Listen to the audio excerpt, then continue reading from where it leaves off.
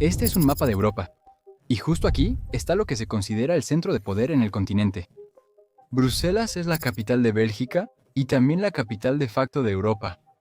No hay una capital oficial de la Unión Europea, pero muchas organizaciones importantes tienen su sede aquí, por lo que es prácticamente la capital.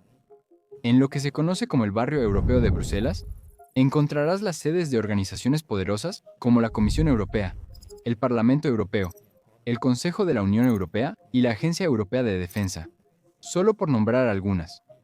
A pocos kilómetros está la sede de la OTAN, donde se realizan 6.000 reuniones anuales que definen la estrategia militar de Occidente.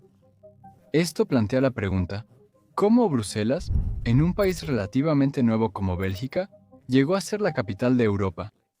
Bueno, suena loco porque lo es. De hecho, Bruselas nunca se suponía que fuera el centro de Europa. En el verano de 1952, los ministros de Relaciones Exteriores de Bélgica, Francia, Alemania Occidental, Luxemburgo, Italia y Países Bajos se reunieron en París para decidir la sede de la Comunidad Europea del Carbón y del Acero. La comunidad buscaba unir las economías europeas y enlazar las industrias de las 6 naciones para evitar otra guerra. Bruselas parecía una elección lógica. Era el punto medio entre Francia, Alemania y Reino Unido, las mayores economías del continente, cuyas rivalidades influyeron en las guerras mundiales y cuya reconciliación permitió la integración europea.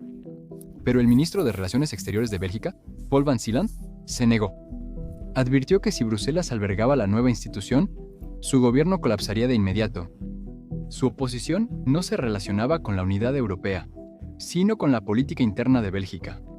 2 años antes, el país había sido dividido por una crisis en torno al rey Leopoldo III. Leopoldo colaboró con los alemanes en la Segunda Guerra Mundial.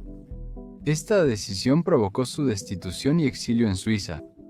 En marzo de 1950 hubo un referéndum para permitir su regreso y restaurar sus poderes como monarca, el cual ganó. Muchos no estaban contentos, especialmente en Valonia, y hubo disturbios en Lieja y Henao, sus zonas industriales. Incluso se propuso crear una república valona. El 30 de julio, la policía disparó contra manifestantes y mató a 4 personas. En ese momento, el país estaba al borde de una guerra civil. Así que, solo 3 días después, Leopoldo anunció públicamente su intención de abdicar en favor de su hijo mayor, Bordoin, para evitar más derramamiento de sangre. La abdicación formal se dio un año después, pero la clase política belga temía que el país colapsara. Cuando se le pidió a Bruselas ser sede de las instituciones europeas, simplemente no pudo funcionar. Y Paul van Zeeland propuso Lieja en su lugar. Bruselas era simplemente una bomba de tiempo política y lingüística dentro de Bélgica en ese momento, dada la reciente crisis real.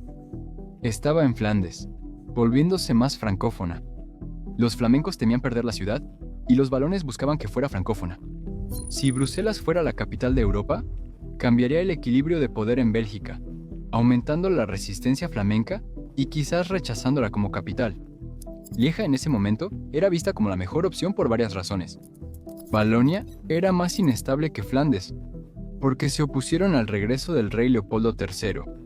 Otorgar prestigio a la ciudad sería solo un premio de consolación para Valonia, pues consideraban la abdicación de Leopoldo un compromiso forzado, no una victoria real. Muchos valones preferían el exilio de Leopoldo, no solo su reemplazo por su hijo. La segunda razón era que Lieja ya era totalmente francófona, por lo que Flandes tenía poco interés lingüístico en ella. La tercera razón era que ya había señales tempranas de que las industrias tradicionales de Valonia, el carbón, el acero y la industria pesada, empezaban a decaer en comparación con Flandes. Esto llevó después a que Flandes superara económicamente a Valonia. Al darle a Lieja un papel importante, podría estabilizar económicamente la región. Y la cuarta y última razón es que Lieja era un centro industrial. Así que al proponerlo, Bélgica podría argumentar que la Comunidad Europea del Carbón y del Acero debería ubicarse donde realmente se producían el carbón y el acero, no en una ciudad política como Bruselas. Pero he aquí que ningún otro gobierno europeo quería Lieja. Ante la falta de acuerdo, los ministros eligieron Luxemburgo como solución temporal y compromiso seguro. Para finales de la década, el proyecto europeo se había expandido. El Tratado de Roma de 1957 creó 2 nuevas instituciones, la Comunidad Económica Europea y la Comunidad de Energía Atómica. Luxemburgo se volvía cada vez más pequeño para él conforme crecía. Necesitaban una sede, pero ninguno de los 6 miembros fundadores podía ponerse de acuerdo sobre dónde debería estar. Francia impulsó Estrasburgo, Italia Roma, Alemania Occidental Bonn y Bélgica. Junto con Benelux, apoyaba a Bruselas. Pasaron meses sin decidir. Para enero de 1958, los tratados ya estaban en vigor. Había funcionarios contratados, pero sin oficina para trabajar. Para romper el estancamiento, los ministros decidieron rotar la presidencia de la Unión Europea entre 6 países. Bélgica fue la primera. ¿Por qué? Fueron en orden alfabético y Bélgica iba primero. Bruselas no fue nombrada oficialmente capital de Europa, pero decisiones de 1958 le dieron ese papel. El gobierno belga alquiló oficinas junto al Parc du Saint-Quentin y ofreció a la Comunidad Económica Europea un espacio permanente. Ese año, Charles de Gaulle fue elegido presidente de Francia. Quería trasladar las instituciones a Estrasburgo, pero Bruselas ya había absorbido a miles de funcionarios europeos. Cuando los funcionarios comenzaron a trabajar ahí, trasladarse fue difícil. La ciudad quedó como única opción. En diciembre, el gobierno belga amplió el proyecto comprando un convento y una escuela para demolerlos y construir el edificio Berlaymont, sede de la Comisión Europea. Si los líderes europeos decidieran mudarse, el edificio podría usarse como ministerio, pero nunca se decidió eso. En cambio, las instituciones europeas terminaron creciendo alrededor del Berlaymont.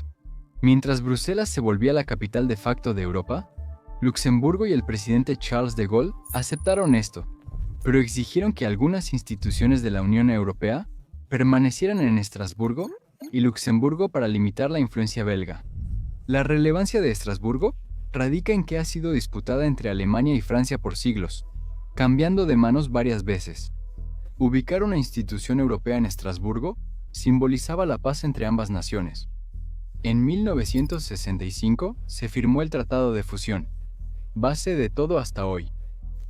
Luxemburgo recibió el Banco Europeo de Inversiones, el Tribunal de Justicia de la Unión Europea, la Secretaría del Parlamento Europeo y departamentos de la Comisión Europea, mientras Estrasburgo conservó la sede oficial del Parlamento Europeo, donde aún se celebran las sesiones plenarias. Sin embargo, también unificó las instituciones ejecutivas de la Comunidad Económica Europea, la Comunidad Europea del Carbón y del Acero, y la Comunidad Europea de la Energía Atómica. Esto creó una sola Comisión Europea y un solo Consejo de Ministros Europeo, que establecieron su sede en Bruselas. Algunos creen que este tratado marcó el inicio de la Unión Europea moderna. En ningún momento durante este periodo se eligió oficialmente a Bruselas como la, entre comillas, capital. Ya lo era en ese momento. Los edificios y funcionarios estaban ahí, y la ciudad se había transformado para recibirlos. En 2004 cayó la última barrera. El Consejo Europeo, que reúne a los jefes de gobierno de cada Estado miembro, decidió celebrar todas las cumbres regulares en Bruselas. Fue la última pieza del rompecabezas. Bueno, casi. El Tratado de Fusión de 1965 mantuvo Estrasburgo como sede oficial del Parlamento Europeo, pero nunca lo formalizó realmente. No fue sino hasta el Acuerdo de Edimburgo de 1992 que se hizo oficial. El Tratado de Ámsterdam de 1997 consolidó esto, exigiendo aprobación unánime de todos los países de la Unión Europea para modificarlo. Es la razón por la que, incluso hoy en día, el Parlamento Europeo todavía se reúne en Estrasburgo para realizar votaciones oficiales, a pesar de que la mayoría de las demás oficinas y tribunales están en Bruselas. Esto ha llevado a que se le apode el circo ambulante. Mover el Parlamento. 430 kilómetros de Bruselas a Estrasburgo es una tarea enorme. 720 parlamentarios, asistentes, intérpretes, personal, cabilderos y periodistas hacen de esto una gran operación. Según el Tribunal de Cuentas Europeo, esto cuesta más de 100 millones de euros cada año, algo que muchos dicen que es un enorme desperdicio de dinero. Pero no importa, porque cambiarlo desde Estrasburgo es algo que Francia ha vetado repetidamente. Es lo que es, y tal vez sea lo mejor, dado el significado de Estrasburgo. Actualmente, torres de cristal dominan el barrio europeo de Bruselas, que sigue siendo el centro político del país y del continente. Junto al edificio Berlaymont, los edificios Justice, Lipsius y Europa alojan el Consejo de la Unión Europea y el Consejo Europeo, donde los líderes negociaron temas como el Brexit o sanciones de la Unión Europea contra Rusia. A unas calles, el Parlamento Europeo domina la Place de Luxembourg, donde legisladores aprueban leyes que afectan a 450 millones de europeos, como la prohibición de plásticos de un solo uso y regulaciones de privacidad de datos. Cerca está la sede de la OTAN, donde se realizan 6.000 reuniones anuales que definen la estrategia militar de Occidente. Hay mucha actividad internacional en Bruselas. Se puede decir que es quizá la ciudad más internacional del mundo, por el impacto de estas instituciones en su economía. Bruselas es sede de 38 organizaciones de la Unión Europea, 120 instituciones internacionales, 184 embajadas y más de 2.500 diplomáticos, siendo el segundo centro diplomático mundial tras Nueva York, donde está la sede de la Organización de las Naciones Unidas. En la ciudad hay más corresponsales de prensa, con medios de cada estado miembro de la Unión Europea en Bruselas, y 10.000 cabilderos registrados. La presencia de la Unión Europea y otros organismos internacionales ha hecho que haya más embajadores y periodistas en Bruselas que en Washington, D.C. La fuerza laboral internacional de la ciudad es de casi 50.000 personas, lo que transforma la economía de Bruselas. Estas instituciones internacionales y las empresas que les prestan servicios contribuyen con hasta 14.000 millones de euros anualmente y representan un increíble 20% de toda la economía de Bruselas. Estas oficinas y agencias emplean a 162.000 personas, el 23.2% de la fuerza laboral de la ciudad. La Unión Europea también fomenta el turismo de negocios. Cumbres, conferencias de cabildeo y reuniones diplomáticas representan el 60% de los visitantes, la mayoría personas adineradas con poder adquisitivo. Claro, concentrar tanto poder político en una ciudad tiene consecuencias, algunas poco transparentes, como el espionaje. La concentración de estas organizaciones internacionales en pocas millas cuadradas convierte a la ciudad en el punto cero de espías. Existen secretos corporativos, informes clasificados y negociaciones de alto nivel en curso. El espionaje en Bruselas no es reciente. En la Guerra Fría fue un punto clave en la inteligencia entre Oriente y Occidente.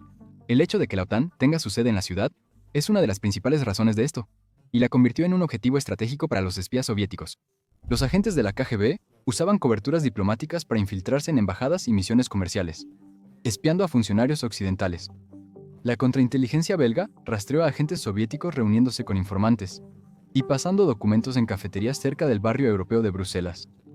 Las agencias occidentales contraatacaron. La CIA y el Military Intelligence 6 reclutaron fuentes dentro de las delegaciones soviéticas, usando la presencia de la OTAN como ventaja para convencer a los agentes de cambiar de bando. Al caer el muro de Berlín, Bruselas ya era uno de los centros de inteligencia más activos de Europa. La Unión Soviética colapsó, pero los espías no desaparecieron, incluso aumentaron. Según inteligencia belga, en Bruselas hay más espías ahora que antes de la caída del muro de Berlín. La inteligencia china se ha infiltrado profundamente en Bruselas. Funcionarios belgas creen que 1 de cada 5 periodistas chinos en la ciudad es un agente de inteligencia que recopila información de funcionarios de la Unión Europea, cabilderos y ejecutivos. Sin embargo, no solo China y Rusia están espiando, sino también Estados Unidos y posiblemente el Reino Unido. Expertos alertan que, sin cambios importantes, Bélgica podría perder o ya perdió su capacidad para monitorear actividades hostiles.